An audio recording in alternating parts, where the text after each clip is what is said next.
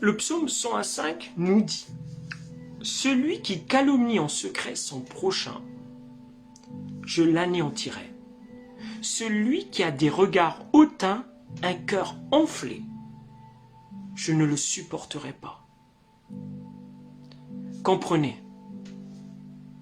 Comprenez ces paroles-là. Dieu ne supporte pas ça. Dieu veut que tu t'humilies.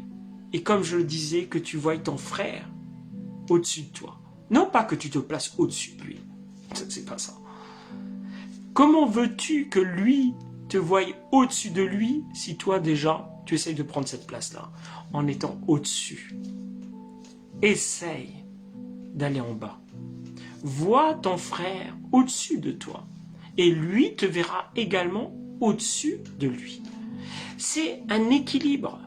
C'est un équilibre. D'accord? Ne prends pas la place qui ne t'est pas donnée, qui ne t'est pas attribuée. Cette place, elle n'est pas pour toi. Elle appartient à Dieu. Ne fais pas comme Satan qui a voulu prendre la place de Dieu. L'orgueil, c'est pas ton rôle. Redescends. Prends ta place de disciple. Prends ta place de disciple. Mais ne prends pas la place qui ne t'est pas attribuée.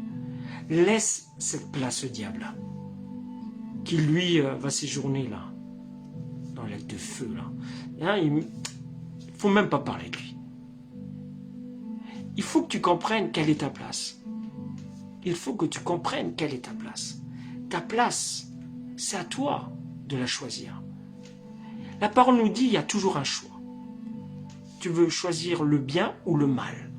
Choisis la vie afin que tu vives. Je le redis, c'est inversé. C'est comme que celui qui se sanctifie continue à se sanctifier, et que celui qui se souille, qui continue à se souiller. C'est pareil. C'est pareil. Tu as un choix. Que celui qui continue à mentir, eh ben, qui continue. Et pourtant, il le sait, mais il continue. Tant pis. Tant pis. Mais le jugement, le jour où ça tombera, ça va faire mal. On n'y pourra rien. C'est pas le jour où tu vas te retrouver devant le Seigneur que tu vas pouvoir ouvrir ta bouche. C'est maintenant. Maintenant, dans ces temps, qu'il faut que tu changes. Que tu montres tes fruits. Que tu montres tes fruits.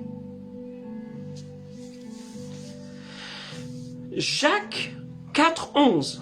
Ça, c'est un verset que j'ai noté. Ne parlez pas mal les uns des autres. Celui qui parle mal d'un frère ou qui juge son frère parle mal de la loi et juge la loi. Or, si tu juges la loi, tu n'es pas observateur de la loi, mais tu en es un juge. Tu en es un juge. En fait, tu deviens à être juge. Sauf que celui qui juge, c'est Christ et pas toi. Ne prends pas cette place de juge. Tu es pareil que tout le monde, ici. Ce n'est pas toi qui as créé les cieux, la terre. Ce n'est pas toi, c'est Dieu. Et Dieu, lui, jugera. Tu es pareil que moi, mon frère. Tu es pareil que Marie, tu es pareil que Eugénie, tu es pareil que le pasteur Jean Bruce. Nous sommes dans le corps du Christ. Nous avons des missions différentes, un appel différent, et nous formons le corps de Christ. Mais si tu prends une apparence trompeuse, je dis une apparence trompeuse, et que tu prends le rôle d'un disciple de Christ, tu deviens un faux serviteur de Christ. Et ça, c'est terrible. Ressaisis-toi, ressaisis-toi. Enlève cette carapace, dépouille-toi. Laisse le Seigneur agir dans ta vie. Et il agira. Et il agira parce qu'il est fidèle. Il connaît ton cœur. Si tu es sincère avec lui, que tu veux vraiment changer, il est bon pour te pardonner. Et dans Jacques 4,12, j'ai noté, alors ça je ne l'ai pas. Jacques 4,12 nous dit, un seul est législateur et juge. C'est celui qui peut sauver et perdre, mais toi, qui es-tu qui juge ton prochain? Qui es-tu qui juge ton prochain? Qui es-tu? Tu peux me dire qui es-tu? Ah, mais moi je suis un être spirituel, et l'être spirituel juge de toutes choses. Ah bon? Et ça te donne le droit de juger, de condamner ton frère et ta sœur. Tu n'as aucun droit sur la vie des autres. Aucun. Aucun. Tu n'as pas le droit de juger ton frère ou ta sœur. Tu n'as pas le droit de juger sa vie. Aujourd'hui, on condamne facilement les frères et sœurs. Facilement. Oui, il est mondain. Ah, il est mondain, il est rétrograde. Je vois, il est plus très spirituel. Il est plus très spirituel. Il est vraiment rétrograde. Ouais. Je trouve qu'il chante des chansons du monde. Ah ouais, ouais. C'est bizarre, hein. Ah ouais, ouais. Et puis il a un vocabulaire qui est plus très. Je le trouve tristouné, hein. Qu'est-ce qui va pas? Ouais, je le trouve. On arrête là. Quand tu vois que quelque chose ne va pas chez un frère et une sœur, arrête de racoler, prie, fléchis le genou, prie pour que Dieu va t'utiliser pour changer les circonstances de la vie de ton frère ou de ta sœur. Oui, parce que il peut arriver qu'un frère ne soit pas toujours dans la joie, qu'il peut être, mais ça ne fait pas de lui un rétrograde. Ça ne fait pas de lui un rétrograde. Il peut certes connaître Christ, ne jamais se détourner de Christ, ne peut ouvrir la Bible, mais avoir toujours un cœur pour Dieu. Et ça ne fait pas de lui un rétrograde, parce que Dieu le connaît. C'est un moment de faiblesse. On est tous passés par là. Et si aujourd'hui tu me dis que tu n'es pas passé par là, c'est l'orgueil, ce n'est pas possible, parce que tu es humain avant tout. Et on ne mélange pas les choses là. Soyons honnêtes une fois dans notre vie et de dire oui, j'ai fait des choses. Oui, des fois il m'est arrivé de pas... Voilà, ça arrive. On n'est pas parfait. Hein. Dieu nous voit parfait, c'est vrai. Dieu nous voit parfait parce qu'il nous aime. Mais nous ne le sommes pas, nous marchons vers la perfection. Et souvent le corps, nous faisons des choses qui sont contraires à ceux de l'esprit. C'est un combat que nous devons mener chaque jour. Paul disait, je fais des choses que j'aimerais pas faire. Pourquoi? Qui me délivrera de tout ça? Mais c'est Christ. Christ nous libère parce qu'il est la solution à ces problèmes. Il est la solution à ces problèmes. Aujourd'hui, tu ne peux pas t'en sortir tout seul. Si tu n'y arrives pas, demande l'aide à Dieu. Dieu est capable de te libérer. Romains 1, 28 nous dit, comme ils ne se sont pas souciés de connaître Dieu, Dieu les a livrés à leur sens réprouvé, pour commettre des choses indignes, étant remplis de toute espèce d'injustice, de méchanceté, de cupidité, de malice, plein d'envie, de meurtre, de querelles, de ruses, de malignité, de rapporteurs, de médisance, d'impies, d'arrogants, hautains, fanfarons, ingénieux, homards, rebelles, blasphémateurs à leurs parents, dépourvus de toute intelligence. Eh oui.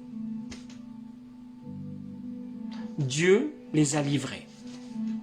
Dieu les a livrés. Si tu continues dans cette démarche, Dieu va te laisser courir à la perdition. Tu te rends compte? La perdition. Il faut faire très attention aux choix que tu veux faire pour ta vie. Les choix sont devant toi. Soit tu regardes ici et ça te convient, soit tu regardes vers en haut, tu fais confiance. Et après la mort, tu peux être sûr que tu vas être auprès du Seigneur. Ta maison, elle est là-bas. Ton nom est inscrit dans le livre de vie, mon frère, ma soeur. Ne t'attache pas à ces choses ici. Ne t'attache pas. Ne t'attache pas à ces choses-là. Si tu continues, c'est terrible. Ne nous attachons pas à ces choses-là. Il ne faut pas se tromper sur la vraie nature de la médisance. Pour moi, elle vient du diable. Elle vient du diable. si tu dis chrétien, tu te dis chrétien et que ta bouche est remplie de mensonges, de médisance, de toutes les saletés que tu peux dire sur un frère et une sœur, c'est que tu as un gros problème dans ta vie. Tu as un gros problème. Et il n'y a que Dieu pour te délivrer, parce qu'il résiste aux orgueilleux. Et ça va être terrible pour toi, parce qu'à un moment donné, il faudra que tu lâches prise. Tu veux aujourd'hui tout dominer. Tu veux tout maîtriser. Mais un jour ou l'autre, ça arrivera que tu ne maîtriseras plus rien. Parce qu'il y a une force au-dessus de toi. Il y a une force au-dessus de toi que tu ne peux pas nier. La puissance de Dieu. Et quand elle arrive, ça va faire mal. Et si tu veux pas qu'elle arrive, change. Change avant qu'il soit trop tard. Parce que j'aimerais pas être à ta place. J'aimerais pas être à ta place. Je te dis, à une époque, je parle en connaissance de cause. J'ai connu cet esprit d'orgueil, condamnateur, où on condamne à tout bout de champ un frère, une sœur. Mais c'est parce qu'on a des blessures qu'on commet ça. Et l'orgueil commence à... Et en fait, l'amour ne soupçonne point le mal. Et c'est vrai. Mais sauf que moi, je voyais le mal partout. Je voyais le mal partout. Au lieu de voir les bons côtés chez une personne, Satan me faisait voir que le mal. Et il faut pas. Il faut pas. Voyons les bonnes choses chez les frères et sœurs. Ne voyons pas le mal, parce que nous ne faisons pas partie de cette famille du mal. Nous faisons partie de la famille du bien. La famille du bien. La famille du bien. Amen. Amen. Qui dit Amen? Qui dit Amen? Nous faisons partie de cette merveilleuse famille. La famille de Dieu. Pas la famille du diable, moi j'en veux pas, moi. Je veux pas faire partie de ça. C'est quoi ça, ces associations-là diaboliques, sataniques et tout ça? J'en veux pas, moi. J'en veux pas. Je suis un enfant de Dieu, né de nouveau. Né de nouveau. Je suis fier. Je suis heureux. Parce que je sais que le Dieu que je sers, c'est le Dieu d'Abraham, d'Isaac, de Jacob. Ce Dieu-là, je l'aime. Je l'aime.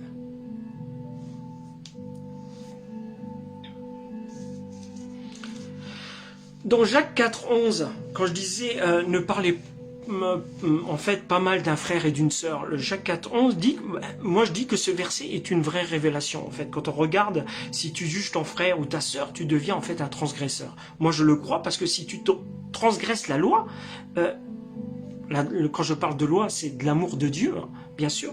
Quand tu transgresses la loi, l'amour de Dieu, en fait les critiqueurs de serviteurs de Dieu diront oui, mais le ministère ne sert pas vraiment Dieu.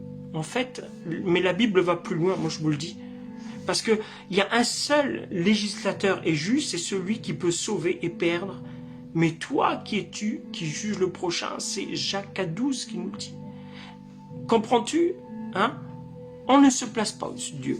Laisse ça à quelqu'un d'autre, mais pas toi. Il y a déjà assez de condamnateurs, il y a déjà assez de personnes qui essayent de détruire le corps du Christ. Mais ils n'y arriveront pas. Parce que la puissance de Dieu est bien plus forte. Et nous aimons Dieu, nous savons qu'il y a des cœurs qui sont vraiment là pour aimer Dieu. Ne faisons pas des jeux de destruction. Nous ne sommes pas là pour détruire le corps de Christ.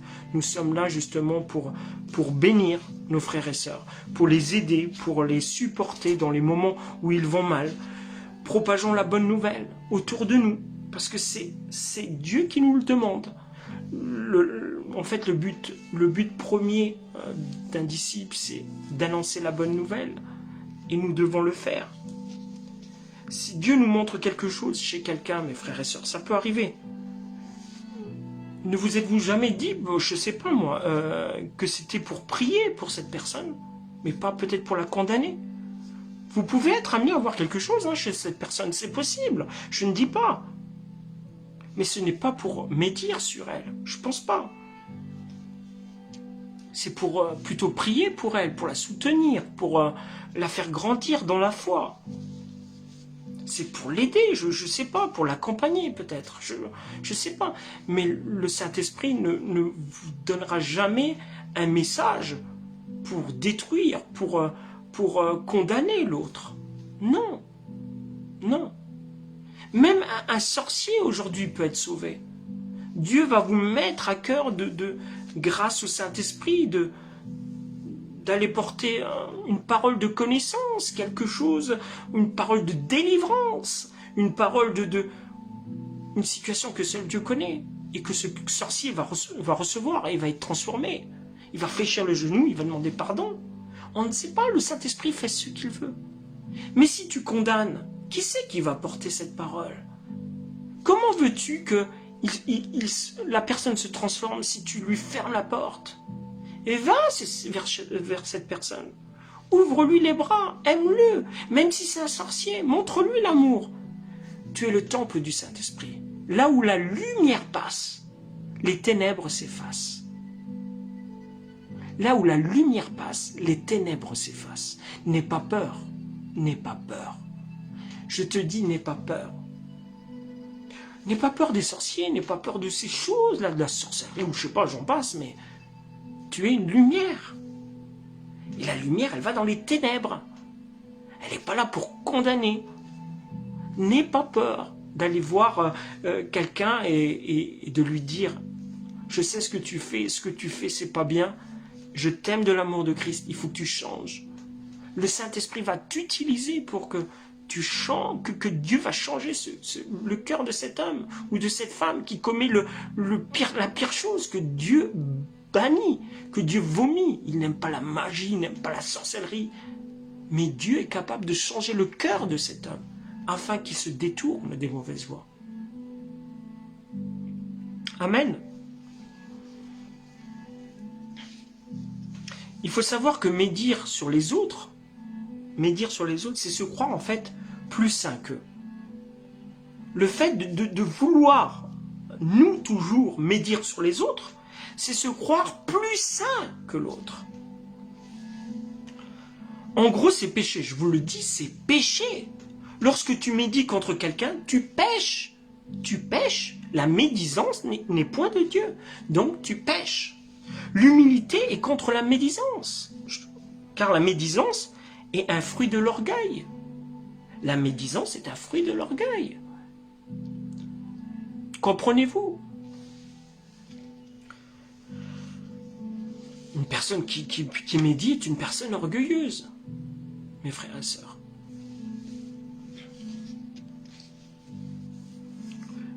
Je redis le Romains 14,4 que j'ai dit tout à l'heure. Vous savez couper, j'avais dit dans Romains 14,4, qui es-tu, toi, qui juges un serviteur d'autrui? S'il se tient debout ou s'il tombe, cela regarde son maître. Amen. Mais il se tiendra debout, car le Seigneur a le pouvoir de l'affermir. Amen, il a le pouvoir. Qui es-tu, toi qui juges? Sois un ustensile de l'Éternel.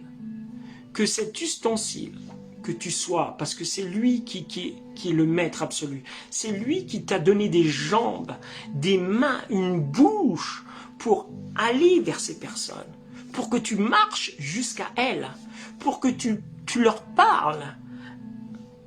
Il n'y a que Dieu pour faire ça. Il est le Créateur, il t'a créé pour un but.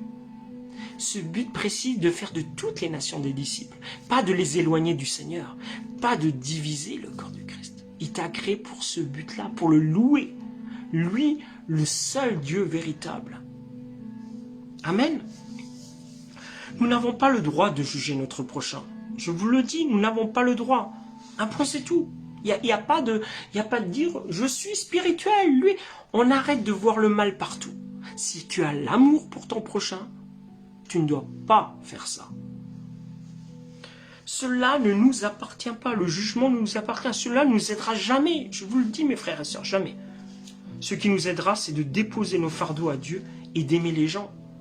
C'est tout. D'aimer les gens.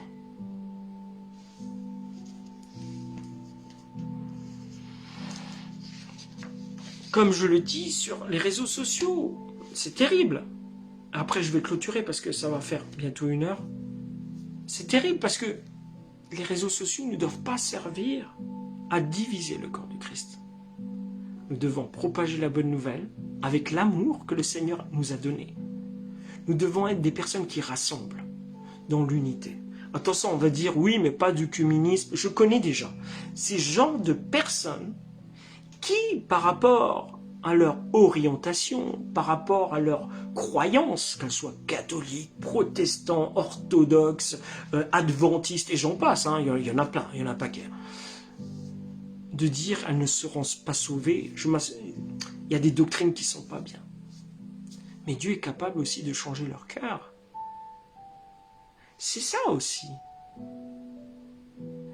Il y a des gens, quand on a une conviction, tout ce qui n'est pas conviction est péché. Si tu as la conviction que Dieu t'a établi en tant qu'enfant de Dieu, à pouvoir mener la barque et de les amener à Christ, réellement. Mais quelle que soit leur religion, ça peut être l'islam, ça peut être Certes, on a des doctrines qui sont différentes. D'ailleurs, Dieu n'a jamais créé une seule religion. Jamais. Dans la Bible, il n'est pas dit que Dieu a créé les catholiques. Il n'a pas dit que Dieu a créé les protestants. Il n'a pas dit que Dieu a créé les adventistes. Il n'a pas dit non plus qu'il a créé l'islam. Dieu n'a créé aucune religion, c'est les hommes qui ont créé la religion. Aujourd'hui, toi, ta mission, c'est d'être bâti bibliquement. Qu'est-ce que c'est bibliquement? C'est d'être un vrai disciple de Christ et de marcher selon ses préceptes. De marcher selon ses préceptes, selon ses voies, et de propager l'amour autour, de parler de Christ. Les disciples, eux, ont amené le message de Christ. Amenons simplement le message de Christ. Arrêtons de dire je suis protestant ou je suis machin. T'es évangélique et c'est les évangiles après tout. Hein. C'est très bien. Un enfant de Dieu évangélique. Mais dès que tu commences à dire moi je suis protestant, je suis catholique, je suis adventiste, je suis témoin de Jéhovah, je suis mormon, je suis... t'as pas fini, t'as une liste à en plus finir. Hein. Et c'est pas ça qui sauve. C'est pas ton appartenance à une religion qui va te sauver. C'est pas ça qui sauve.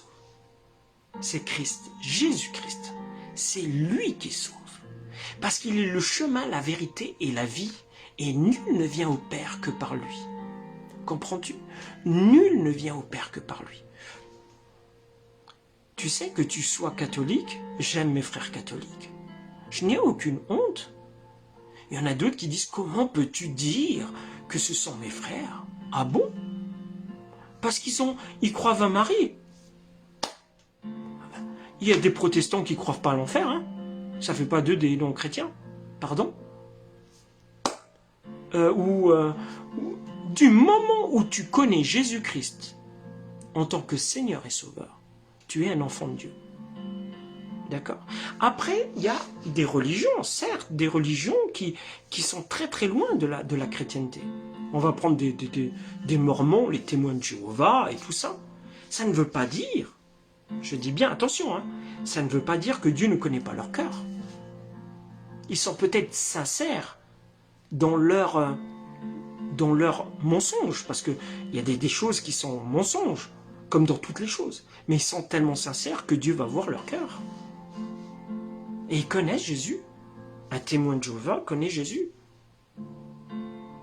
L'islam, il connaît Jésus, sauf qu'il ne l'accueille pas en tant que fils de Dieu. C'est Issa, hein, dans le Coran, c'est Issa. Il y a des sourates hein, dans le Coran qui disent certaines choses, mais c'est Issa. Donc Issa, c'est Jésus, mais ils le reconnaissent en tant que prophète. Ils ne le reconnaissent pas en tant que enfant de Dieu, en tant que fils de Dieu. Parce que pour eux, Dieu n'a pas de fils. D'accord? Et Isaïe nous avait averti dans la parole qu'il nous enverrait un sauveur. On l'appellera Emmanuel. Mais c'est comme ça. Et on le sait très bien que Jésus est la confirmation des prophéties bibliques. Et pour nous, c'est le sauveur. c'est le sauveur de l'humanité. Même en Israël, ou je ne sais pas, chez les Juifs, ils ne reconnaissent pas Jésus. Ils reconnaissent le Dieu d'Abraham, d'Isaac et de Jacob, mais ils ne reconnaissent pas Jésus. Ils attendent toujours le Messie. Ils l'attendent, ils peuvent l'attendre encore longtemps. Hein. Chez nous, il était venu il y a 2000 ans. Nous, on a fait notre part des choses. Nous avons accepté celui qui nous a apporté un message d'amour, qui nous a apporté la paix, qui nous a apporté tout ce que nous avions besoin et qui nous a laissé le Saint-Esprit, le consolateur. C'est lui qui nous console. Donc nous savons aujourd'hui, grâce à ce Saint-Esprit qui habite en nous, discerner quelle est la vérité ou mensonge. Et aujourd'hui, nous savons que celui qui vit en nous est plus fort que celui qui est dans le monde, qui essaie de nous faire croire, de nous détourner des voies de Dieu. Aujourd'hui, mon frère, ma sœur, je t'invite vraiment, vraiment à chercher la face de Dieu et à ne plus douter. Mais tu as un choix à faire. Le choix de te dépouiller, de t'humilier devant la face de Dieu, de dire « Seigneur, voilà, je reconnais mes fautes jusqu'à présent, j'ai dit des choses sur un frère, sur une sœur, qui au lieu de l'aider, en fait, ça m'a fait baisser et ça l'a fait chuter, et puis je suis... » Il n'y a pas de honte à dire ça. Au contraire, tu sortiras plus fort parce que Dieu va t'élever. Dieu t'élève. Celui qui s'humilie devant sa face, Dieu va l'élever. Et oui, c'est comme quelqu'un qui demande pardon. Le pardon est libérateur. Il ne faut pas avoir honte de demander pardon. Celui qui résiste à demander pardon, c'est l'orgueil. Des fois, c'est la peur. En fait, c'est toujours des conditions que le diable met en nous. La peur de demander pardon. Mais la peur, c'est une forme d'orgueil aussi. Vous comprenez? Soyez libres en Christ. Que Dieu brise vos chaînes. Ces chaînes de malédiction qui sont sur votre vie. Que Dieu les brise maintenant. Mais il faut vraiment que chaque chrétien puisse s'analyser avant de porter un jugement sur un frère ou une sœur. Comprenez que vous n'êtes pas meilleur et que cette place, elle ne vous est pas attribuée. La place du juge ne vous est pas attribuée. Elle n'est pas pour vous. Et même si dans la parole, il est dit qu'on peut juger, on juge, parce que l'homme spirituel juge, certes. Mais pour juger, il faut que tu aies une vie. Waouh! J'aimerais pas, ça te donne pas en fait un jugement sur les personnes. C'est sur des situations bien précises où tu peux discerner, mais le Seigneur te demande justement de juger pour que tu pries pour ces personnes et pas pour que tu les condamnes. Il y a une différence entre Dieu te montre le discernement. En fait, Dieu te donne quelque chose. Mais pour voir ces personnes qui sont des fois dans la difficulté, dans les choses, dans les combats, mais ça ne te donne pas l'autorisation de les mettre plus bas que terre. D'accord? Tu ne dois pas les mettre plus bas que terre. Le discernement spirituel, on doit y prendre garde. De ne pas prendre trop de zèle, trop de liberté. Il y a une sagesse, il y a une place. Garde ta place de disciple. Ne va pas sur le terrain du diable. Ta place, elle n'est pas là. Ta place, elle doit rester là où elle est, où Dieu t'a mis. Mais ne va pas de l'autre côté. Parce qu'une fois que tu vas passer là, c'est terrible.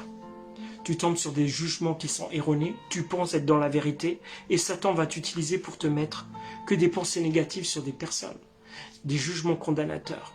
Et au lieu d'amener des gens à Christ sur les réseaux sociaux, tu vas plutôt les éloigner de Christ. Parce que, en fait, les réseaux sociaux, c'est un outil qui peut être formidable. C'est comme la télé, ça dépend. Aujourd'hui, on entend de tout. On dit que la télé, il faut la casser, il ne faut pas voir de télé. Tout dépend de ce que tu regardes sur une télé. Un ordinateur, tout dépend de ce que tu regardes sur l'ordinateur et ce que tu en fais. Si tu fais tout pour la gloire de Dieu, il n'y a aucun mal. Donc, si toi, en tant qu'enfant de Dieu,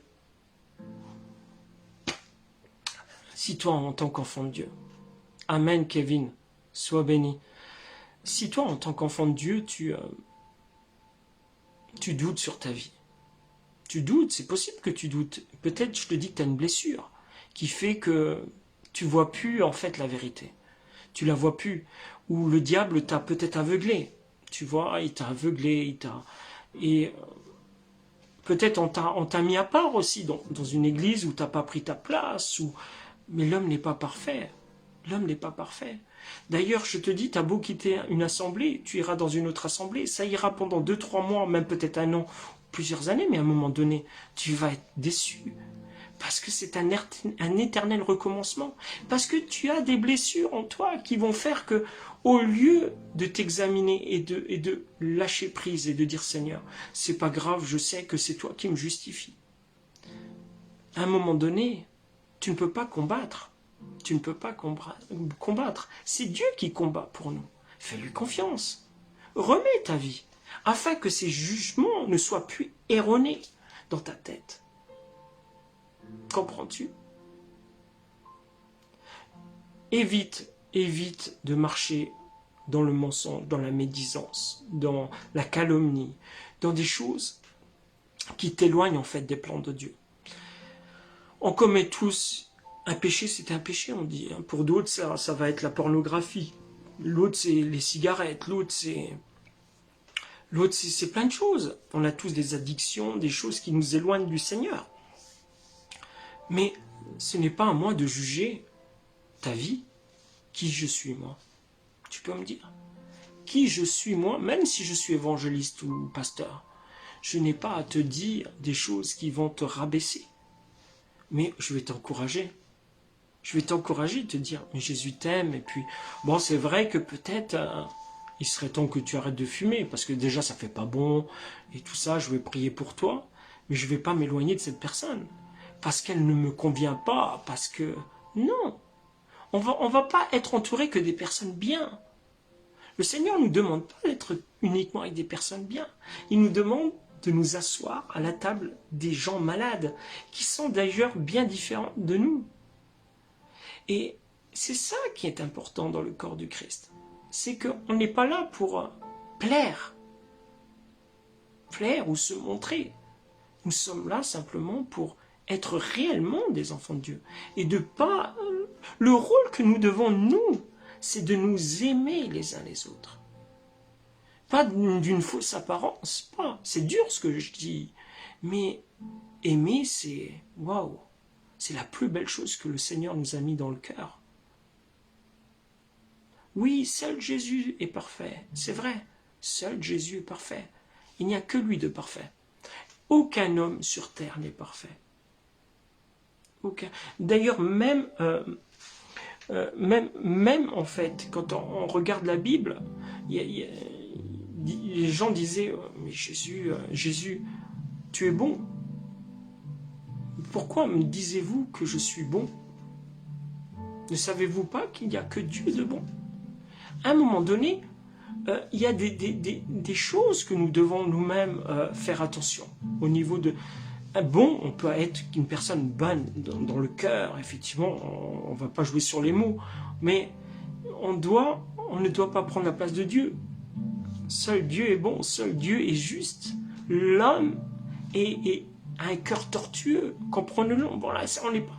Même si on est des serviteurs de Dieu, on peut effectivement commettre des fois l'irréparable, des choses, on peut à un moment donné, ça arrive à tout homme. Regardez, si je prends un serviteur de, par exemple, Marcelo Tunasi, regardez, sous l'onction du Saint-Esprit, il a dit un jour que les catholiques, je sais pas, iraient en enfer parce que voilà, il y a eu une polémique là-dessus, mais sous l'onction, il a dit, il fallait que ça véhicule. Et qu'est-ce que ça a fait? Ça a fait une polémique, il a fallu qu'il se justifie. Certes, il a dit peut-être les choses, mais ça ne fait pas de lui un faux prophète.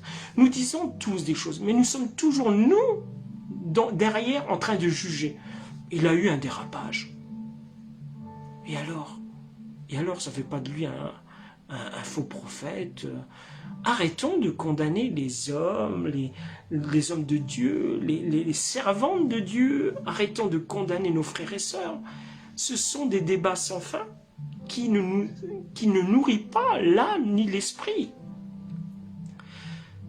Amen. Qui suis-je pour juger si celui qui a le pouvoir du jugement ne juge pas ses filles et ses filles? Amen. Merci Kevin, merci pour ce verset. C'est vrai, je pense aujourd'hui que cette place, elle n'est pas pour nous. Bon, après, c'est vrai que j'ai tendance à me répéter, mais je le dis, nous devons être prudents, prudents, prudents sur tout ce que nous pouvons penser. Souvent, nos pensées sont complètement erronées. On est vraiment à côté de la plaque. Et des fois, on dit les choses, on dit, ouais, c'est l'esprit qui me dit, c'est l'esprit. Ah bon, moi aussi j'ai le Saint-Esprit, mais il ne me dit pas de la même manière. C'est bizarre quand même. On a deux esprits différents, sauf que voilà, il y a des personnes qui prennent ça avec un zèle, une certaine liberté, ou je dirais même, où l'orgueil a pris place, parce que c'est souvent l'orgueil, qui fait que on prend, waouh, je suis quelqu'un, waouh, moi je sais que ça y est, parce que je suis bien là en ce moment, j'ai fait un jeûne, là je me sanctifie, je lis la parole de Dieu, je suis dans la vérité, le Seigneur me parle uniquement à moi, et ça y est, on commence à ce moment-là à prendre du zèle, à se donner une liberté, et à écraser les autres en les jugeant, en les condamnant. Eh bien, c'est faux, c'est une très très très mauvaise façon de procéder, parce que Dieu ne nous appelle pas à ça. Dieu nous parle à travers tout ce qui est extrême, Dieu le bannit. Dieu n'aime pas les excès. Les excès, il ne l'aime pas. Les extrêmes, pareil. Donc, il faut être tempéré. Alors, j'entends des serviteurs de dire, oui, mais moi, je suis extrême. Ben après, ça dépend. Quelle est l'extrémité? Qu'est-ce que tu appelles extrême? Mais il y a extrême et extrême. Comme il y a... Comme les excès, voilà. Ça dépend ce que tu appelles. Ce qui est pour toi dans ta tête un excès. Il faut que tu analyses les choses en disant, je ne veux plus maintenant juger, je ne veux plus condamner. Maintenant, je fais confiance au Seigneur. Et vraiment, voilà mes frères et sœurs. Et vraiment que le Seigneur vous guide aussi dans ces chemins-là, de ne plus condamner, de ne plus juger, de ne plus... Voilà, c'est triste de voir ça sur les réseaux sociaux, n'est-ce pas mes frères et sœurs? C'est triste quand même. Nous voyons beaucoup de choses. Ah oui, je te bloque parce que tu n'es pas spirituel. Je te bloque parce que tu ne penses pas pareil que moi. Je te bloque parce que il parle de vaccins tous les jours et il poste pas du tout. Il est complotiste quoi. Je veux pas lui parler. Il est vraiment extrême. Il est dans ses trucs. Ah bon? Et t'as rien à faire pendant ce temps-là? Prie pour cette personne. Prie pour cette personne. Prie pour justement que tu l'amènes à la vérité, dans la sagesse, dans l'amour, sans la juger, parce que c'est peut-être une personne, quand on parle de complotiste, c'est qu'on la nourrit. La télévision, elle regarde peut-être trop la télé, les médias ont fait un lavage de cerveau, cette personne a peut-être peur pour ses... Et voilà, il y a toujours une raison. Pourquoi ces personnes-là réagissent de la sorte? Moi, c'est vrai que je ne parle pas de vaccin, je ne parle pas de ces choses-là, parce que je vois ce qui arrive, et comme je le disais, ça doit arriver. La puce, elle doit arriver quand elle arrivera. Ça ne va pas changer ma façon de voir les choses. Je crois et je m'appuie uniquement sur Christ. C'est tout. Le reste m'importe peu, mes frères et sœurs. Ce qui arrive ici, le monde peut s'écrouler, ça ne m'apportera peu. Pourquoi? Parce que je fais confiance à mon Seigneur. Je sais quel est le Dieu que je sers et je sais qu'il me connaît personnellement. Donc, effectivement, j'ai plutôt peur pour les âmes, une tristesse en moi pour les âmes, que plutôt des choses matérielles, des choses... voilà. Mais on ne doit pas se laisser transporter par des pensées complotistes, machin, ah ouais, lui, voilà. Hein? Ressaisissez-vous, mes frères et sœurs. Soyons dans l'amour, partageons la bonne nouvelle, n'ayons pas peur de ces temps qui sont difficiles. Certes, c'est difficile. C'est difficile pour tout le monde. Là, actuellement, je crois qu'il y a 26 départements, c'est 16 ou 26, je ne sais plus, qui sont actuellement en situation donc, de confinement. Donc, c'est pas facile pour eux. Certes, parce que surtout, il y a des jeunes qui ont envie de sortir, qui ont envie de voir de la famille, qui ont envie... Ils veulent plus rester enfermés. Donc, ce qui est bizarre aujourd'hui, c'est que nous vivons dans une société où quel que soit, je dis bien, je ne veux pas prendre la défense de notre République, hein, de notre gouvernance, mais quelles que soient les décisions qu'ils prennent, ils auront toujours mal fait. Certes, ils ont été dans l'incapacité de fournir des masques au début de la pandémie. Certes, les vaccins ne sont pas venus, on est en rupture, ils ont très mal géré les choses. Et oui, mais ça reste des hommes qui... Là, ça prouve encore une fois que sans Dieu, l'homme n'est pas parfait. Et que l'homme, il a beau, c'est du blablabla, il ne fera pas. Parce que si même Dieu veut freiner les choses, alors que l'homme veut aller vite, eh ben Dieu freinera les choses. On n'y peut rien. Que toute la gloire soit rendue à Dieu. Donc, il est tellement important de ne pas s'attacher à ces choses-là. Voilà.